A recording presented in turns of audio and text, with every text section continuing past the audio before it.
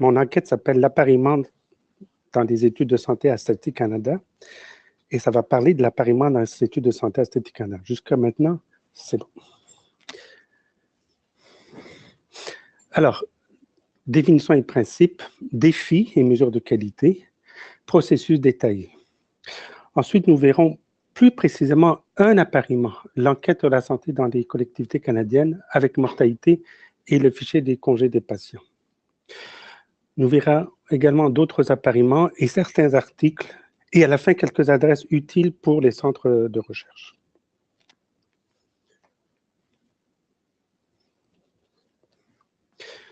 Alors, l'appariement, c'est la mise en relation d'enregistrement de fichiers différents qui concernent la même personne.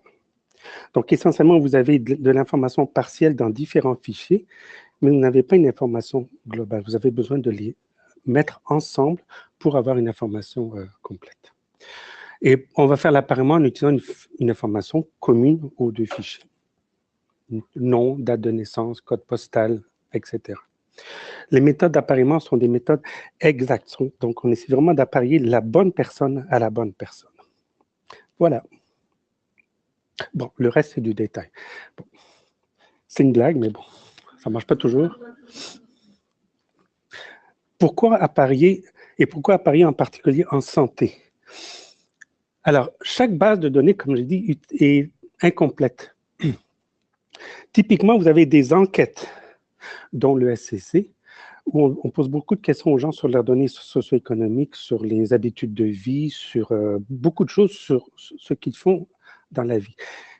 Mais on ne sait pas ce qui arrive à ces gens-là. Et d'autre part, vous avez des données administratives, donc des issues de santé en hospitalisation, des données de décès, des données sur le cancer, etc., qui sont très, très sommaires. Donc, on n'a pas d'informations sur les habitudes de vie de ces personnes-là. Alors, l'objectif est d'apparier les données pour avoir un fichier complet qui comprend les données individuelles de comportement et les issues de santé. Donc, ça nous donne des études populationnelles sur un grand échantillon de Canadiens et ça nous permet d'étudier en particulier des maladies rares si on appareille beaucoup de cycles de l'étude, par exemple. Également, on va pouvoir faire des comparaisons entre juridictions, entre différentes provinces. Alors, on va voir en détail ce que ça veut dire. Ça, c'est quelques projets de recherche auxquels on peut penser et qui se font grâce à l'appariement.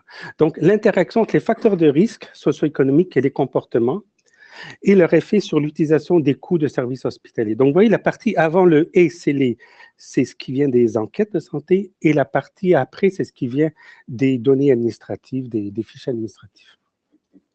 Également, un lien entre les facteurs de risque et l'utilisation des services hospitaliers. Ou même les facteurs de risque, l'exposition à la pollution de l'air, donc, et la mortalité et les services hospitaliers. Par exemple, si vous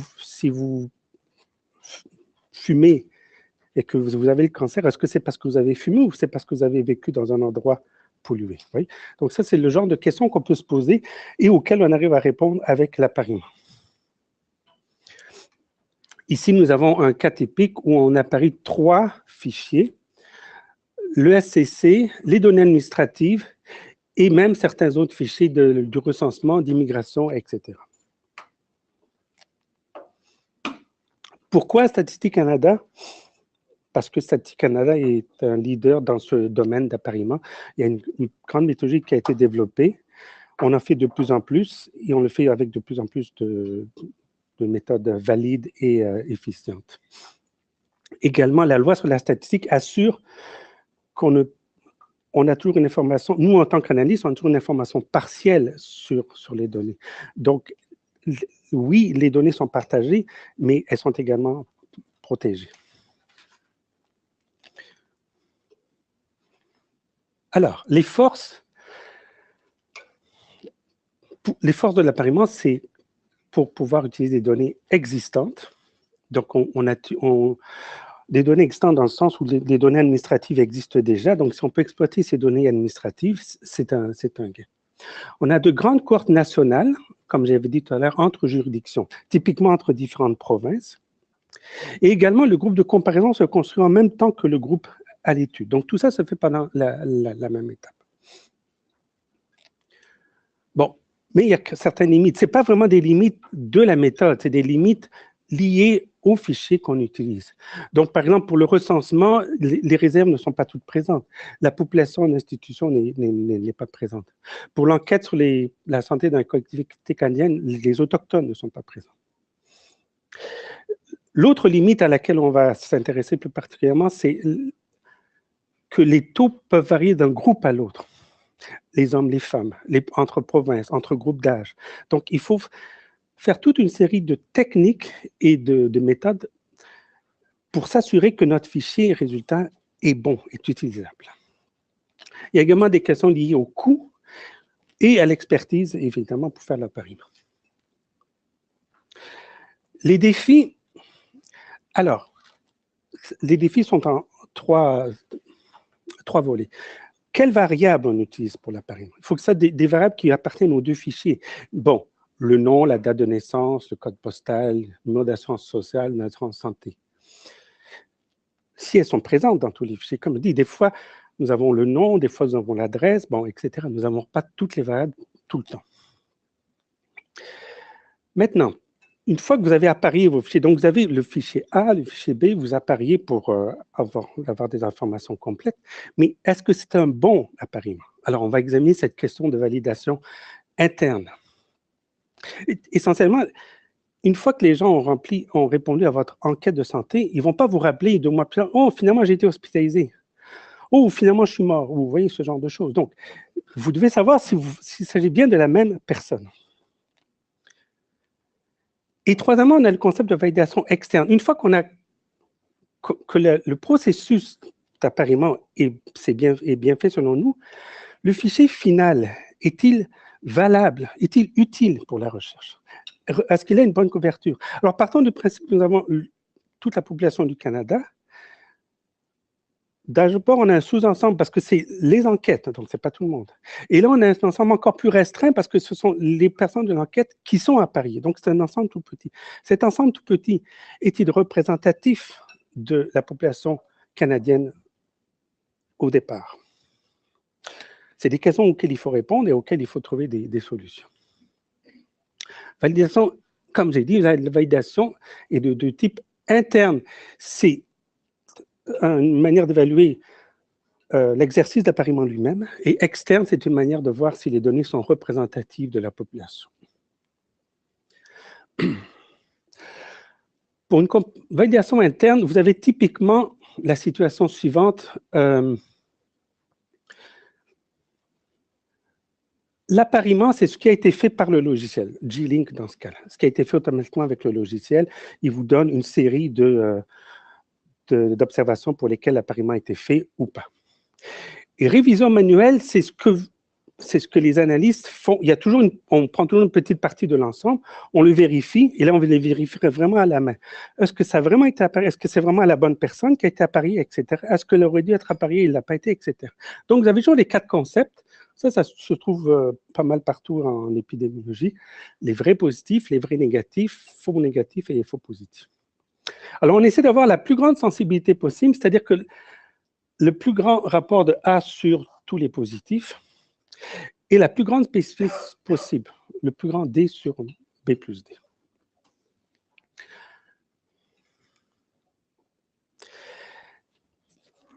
Mais vous avez une certaine marge de manœuvre, parce qu'essentiellement, vous avez, devant le choix qui s'offre, si vous avez un ensemble, un très grand ensemble de variables qui doivent correspondre, vous risquez d'avoir un ensemble très petit qui se retrouve. S'il faut vraiment que ce soit le même nom, la même date de naissance, la même adresse, le même code postal pendant les 10 dernières années, le même numéro d'ascendant, etc., il se peut que vous vous retrouvez avec un ensemble très, très petit.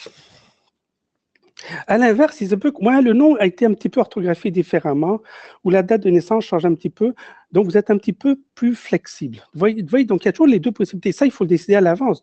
Quel est le niveau d'intégrité que l'on recherche?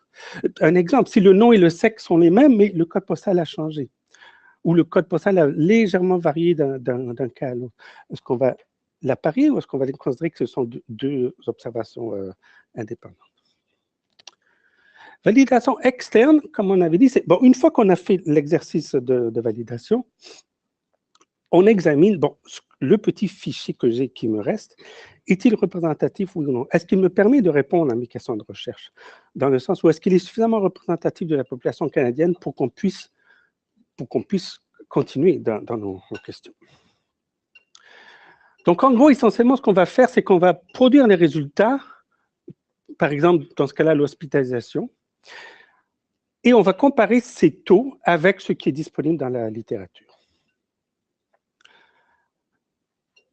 Et après ça, on va examiner si les taux sont satisfaisants. Alors, pour ça, là, je vous donne tous les principes, mais tout à l'heure, avec notre enquête plus précise, on va voir exactement ce que ça veut dire. Mais bon, un travail de recherche rigoureux est en cours à Statistique Canada pour avoir une méthodologie très précise sur les techniques de validation de l'appareil. Bon.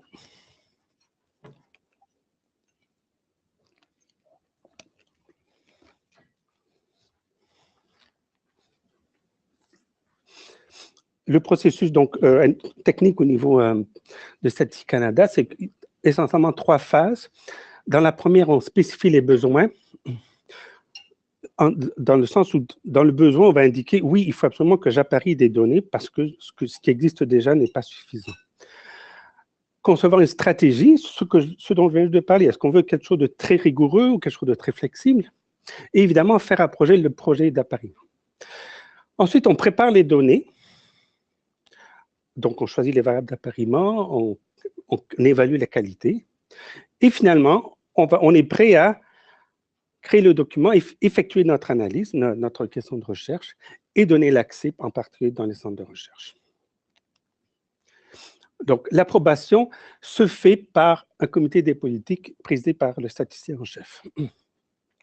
Le projet d'appariement doit permettre d'importants bénéfices de l'information, être tel qu'il n'y a aucun autre moyen de répondre à la question de recherche, assurer la confidentialité et suivre les normes rigoureuses de la méthodologie.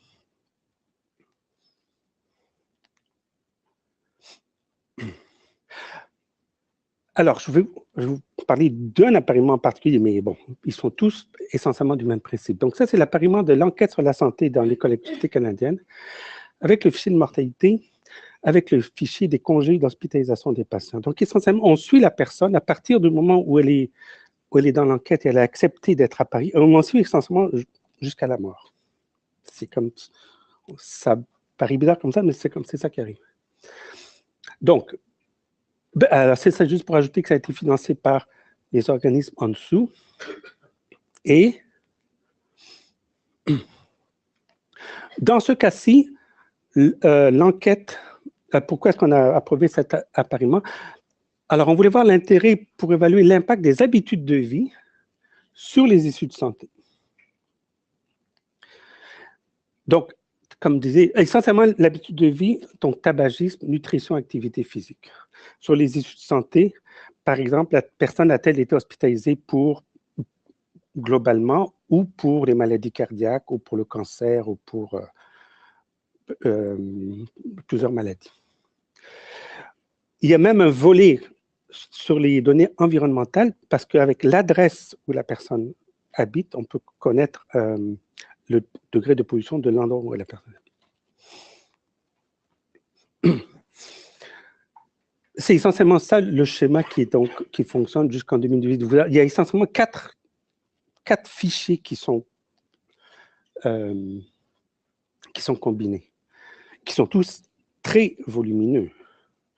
L'enquête sur la santé dans les collectivités canadiennes, c'est environ 100 000 personnes par an. Donc, les points 1, c'est l'enquête principale, et les points 2, c'est certains sous-chapitres que l'on va voir plus tard. Donc, cette enquête a été apparue avec le fichier des congés des patients pour les années indiquées ici, pour les données sur la mortalité et pour les données fiscales. Les données fiscales, ce sont les rapports d'impôts que vous remplissez, enfin que nous remplissons, qu'on remplit, parce que ça contient l'adresse, le code postal. On permet donc de suivre les déplacements, la mobilité de ces personnes. L'EACC, tout le monde connaît l'EACC? Oui, non, peut-être? Alors, c'est l'enquête sur la santé dans la collectivité canadienne. Les points 1, comme je dis, c'est celles qui se font dans les cycles annuels, et à partir d'une certaine année, ça a été fait pardon. Les points, c'était tous les 2 ans au début, et après, un certain moment, ça a été fait annuellement. Mais c'est tout notre échantillon. Et vous avez certaines années, certains cycles où on a examiné en particulier certains aspects de la santé. Alors, les chiffres 130 000 dans les cycles biennaux, et à partir de 2007, 65 000 par année. Donc, c'est beaucoup de monde. Surtout quand vous mettez plusieurs cycles ensemble, ça vous fait beaucoup de monde. Ça, c'est quelques réserves, c'est les personnes qui ne sont pas incluses, mais le contenu principal, donc état de santé, facteurs de risque, conditions chroniques, indicateurs socio-économiques, etc. Les congés des patients, ça, ce sont des données administratives qui sont gérées par l'Institut canadien d'information sur la santé. C'est essentiellement chaque fois qu'un patient sort de l'hôpital, il y a une fiche qui est remplie. Donc, il y a autant de fiches que de visites. Donc, on peut avoir même un suivi du patient ou un suivi de la visite. Le Québec est exclu de ce fichier pour des raisons très compliquées et très longues à expliquer, mais c'est essentiellement parce que les données, le format n'est pas compatible. Qu'est-ce qu'on a d'autre? Les données sur la mortalité. Donc, décès parmi toutes les personnes de 12 ans et plus. Et le fichier des données fiscales. Bon, ce n'est pas formulaire, c'est formulaire. Maintenant que je vous ai fait remarquer, tout le monde a vu les fautes de frappe. OK. Donc, ça, c'est les formulaires des déclarations d'impôts dans lesquels on indique que oui, j'accepte que mes données soient partagées, etc. Oups.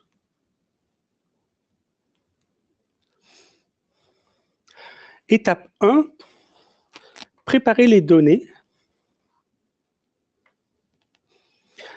Donc, on identifie les observations éligibles pour l'appariement. Donc, c'est entre autres, il faut que, comme je disais, les patients aient accepté d'être appariés. Donc, vous avez 2 groupes. Si on part de l'ESCC, vous avez les gens qui ont accepté d'être appariés pour la suite et les gens qui n'ont pas accepté d'être appariés. Déjà, au départ, on a 2 groupes.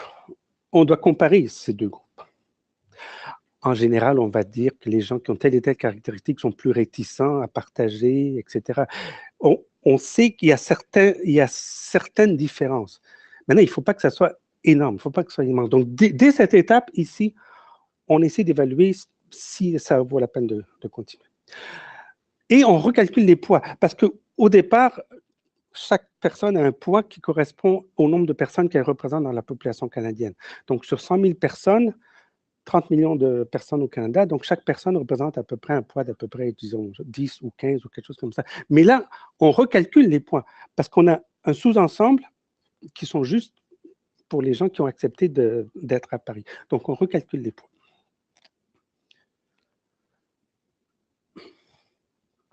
On vérifie nos données variables d'appariement. Nom, date de naissance, code postal, sexe, assurance santé, assurance sociale. On détermine si le pouvoir de discriminatoire de chacune des variables. Il y en a qui sont vraiment très, très discriminantes, d'autres pas trop, etc. Donc, on utilise pour ça... Vous voyez, ça c'est un exemple typique de ce qu'on a fait. On a pris tous les cycles de l'ESCC et pour chacun, on a examiné quels sont ceux qui ont accepté d'être appariés. C'est pas mal stable, ce qui est une très, très bonne nouvelle. Autrement dit, il n'y a pas eu d'année particulière où les données étaient inutilisables. Donc, ce qu'on cherche ici, c'est ce qu'on remarque, c'est qu'en général, 85% des gens ont accepté d'être appariés. Maintenant, il faut aller un peu plus loin. Par province, c'est pas mal aussi. Il y a peut-être ici quelque chose qui est un petit peu plus bas pour le Yukon. Au niveau des sexes, c'est semblable, mais même au niveau des âges. Donc, donc la première étape d'éligibilité des observations de l'ESCC est satisfaisante. Rendu là, on s'est dit, d'accord, on va peut-être investiguer un peu ce qui se passe au Yukon, peut-être que, bon, il y a plusieurs choses qui se sont passées. Éventuellement, si vraiment ça ne va pas, on va retirer le Yukon pour la suite, mais pour l'instant, on continue. C'est bon signe jusqu'à cette étape. Maintenant, on fait donc l'épargnement. Donc, vous avez le SCC, les impôts, la mortalité, et je crois aussi qu'il faut ajouter les congés. Ça, c'est juste pour donner une idée du nombre d'observations. Vous voyez, 33 millions de personnes, 2 millions, et ici 600 000 par année. Donc, ça fait beaucoup de monde. Et donc, c'est une grosse machinerie qui entre en ligne de compte. De là, il faut donc s'assurer que les noms correspondent, etc., etc. Donc, on va calculer le taux d'appareillement par fichier. Tout à l'heure, on avait le taux d'appareillement de l'ESCC. Maintenant, pour les fichiers qui sont appareillés, regardons les résultats pour le fichier de mortalité.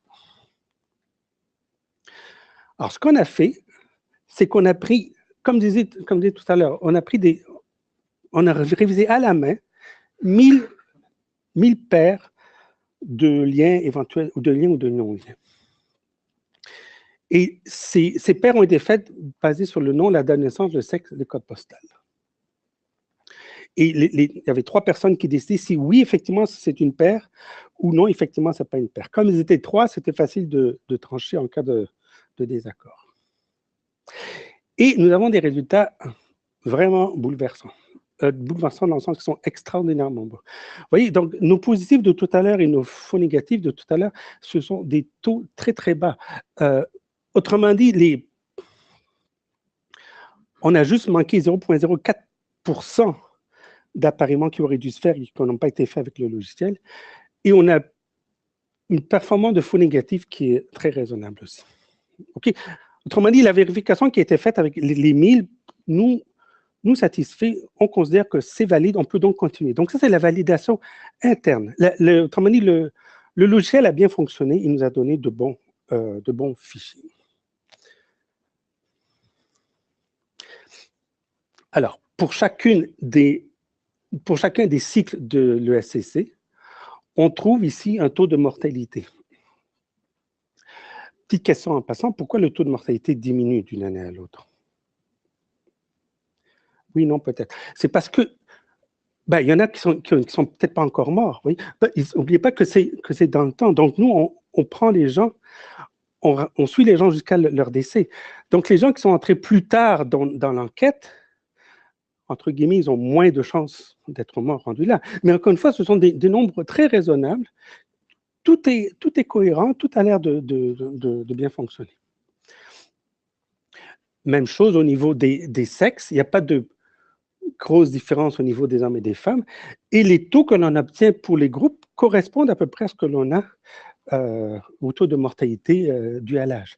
La seule différence ici, c'est que pour les 75 ans et plus, on a un taux beaucoup plus bas. N'oubliez pas que l'ESCC ne contient pas les personnes en institution. Donc, c'est un biais dont on doit tenir compte, mais à part ça, les résultats sont à peu près valables. OK.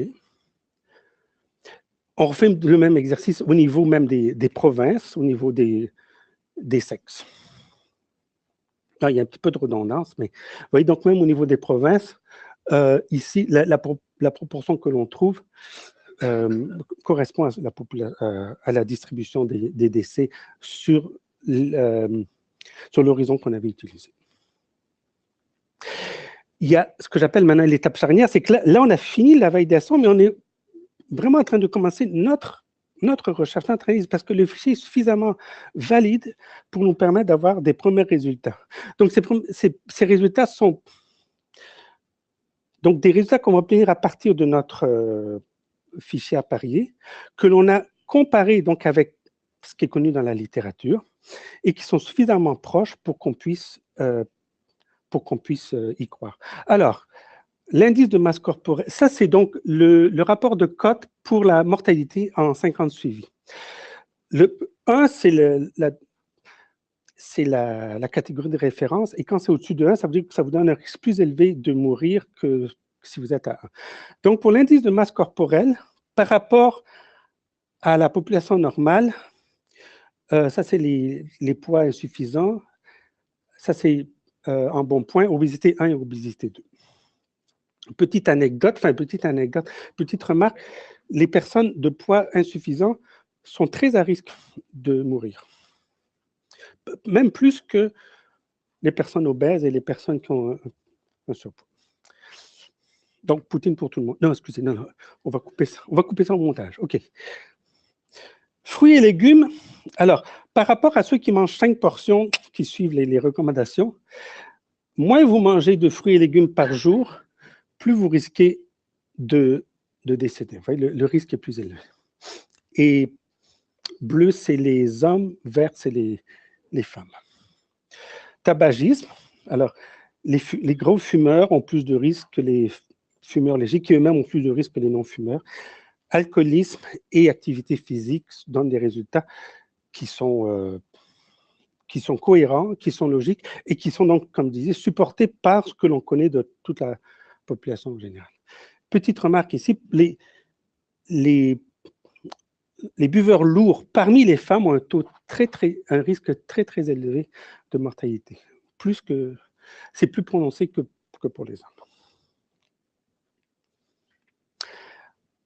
Donc, si on récapitule, pour cet appariement avec le SCC, on a des données de 2000 à 2011, des données d'enquête de 2000 à 2011, qui vont avec les congés d'hospitalisation de 96 à 2013 et des mortalités qui vont de 2000 à 2011. Et l'article que je mentionne, je vais le rementionner tout à l'heure à la fin. Il indique toutes les étapes qui ont été faites ici. L'accès au centre de données de recherche devrait être disponible bientôt. Je vais reparler plus en détail des centres de données de recherche à la fin. OK, quelques autres appariements. Alors, recensement, mortalité, cancer. Donc là, on part du recensement. Vous voyez, la fameuse question, on se dit, est-ce que le recensement est utile et tout ça? Ben, c'est à ça qu'il sert. Donc ça, on est parti de 1991. Donc, il y a des gens qui sont suivis depuis donc 26 ans et qui sont toujours là.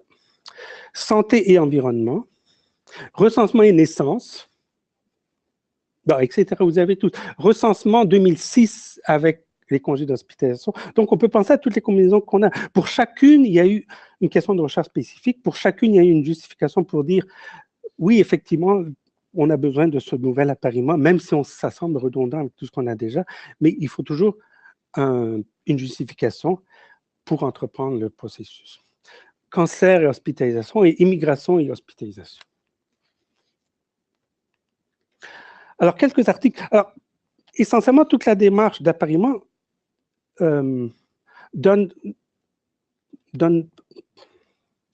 permet de construire deux genres d'articles. Il y a les articles que j'appelle les articles de validation, qui expliquent en détail la méthodologie qui a été faite pour créer ces bases de données appariées. Et après ça, les articles de résultats. Bon, une fois que la base de données est satisfaisante, là, on produit des résultats avec ça. Donc, on peut penser essentiellement à toutes les combinaisons et toutes les données, tous les appariements qu'on j'ai mentionnés, ils vont tous faire l'objet d'un article. Alors, ça, c'est le numéro d'assurance maladie utilisé pour apparier le cancer avec les congés des patients.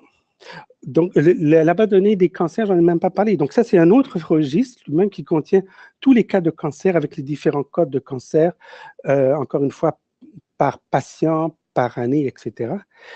Et vous avez d'autre part les données des congés des patients et l'appariement se fait via le numéro d'assurance maladie. Et donc, on a fait exactement la même analyse. Ils ont examiné si pour chaque province, on a un taux satisfaisant, pour chaque variable sexe, âge, etc., on a un taux satisfaisant.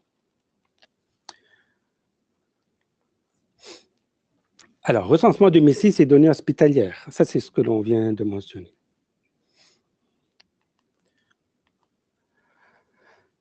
Immigrants avec données hospitalières. Bon, vous me direz, ça a l'air un peu redondant, tout ça, mais bon, tout ça, ce sont des articles qui existent dans le site de Statistique Canada qui donnent des détails bien précis sur la manière dont l'appariement a été fait. Et ça, c'est l'article que je viens de mentionner. Donc, le SCC, avec les données sur la mortalité. Et le titre dit, c'est une source de données améliorée pour l'étude de la mortalité. Pourquoi améliorer? Parce que, pour résumer, non seulement on sait quand est-ce que les gens sont morts, mais non seulement on sait pour quelles raisons ils sont morts, mais on sait quelles étaient les habitudes de vie qu'ils avaient durant leur vie. Oui? Donc, ça augmente la qualité de l'information. Bon, maintenant, des articles de résultats, il y a probablement autant d'articles sur les résultats, encore une fois, pour chacune des appareillements qui a été effectué. Donc, ça, c'est hospitalisation, toutes causes confondues, ou alors par différents chapitres, par appareil circulatoire. Selon le statut des générations d'immigrants. Par exemple, c'est ce qu'on a permis, cet appareillement a permis d'obtenir le résultat ici. Le taux d'hospitalisation pour le système circulatoire chez les non-immigrants, chez les immigrants d'Asie du Sud et de Chine. Et G représente la génération. G1, ce sont les gens qui arrivent en premier, G2 sont leurs enfants, etc., etc. Et il y a le concept en anglais qui s'appelle le Healthy Immigrant Effect. Ben, ça se retrouve. Les immigrants de la première génération sont plus en forme en général que la population canadienne à âge et sexe égal. Alors ça, c'est l'hospitalisation. Ça, c'est selon l'identité autochtone.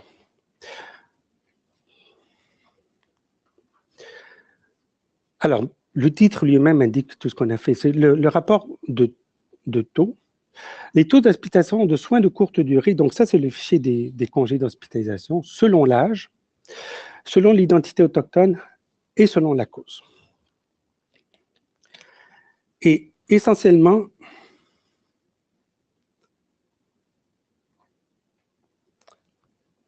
je crois qu'il manque quelque chose. Voilà.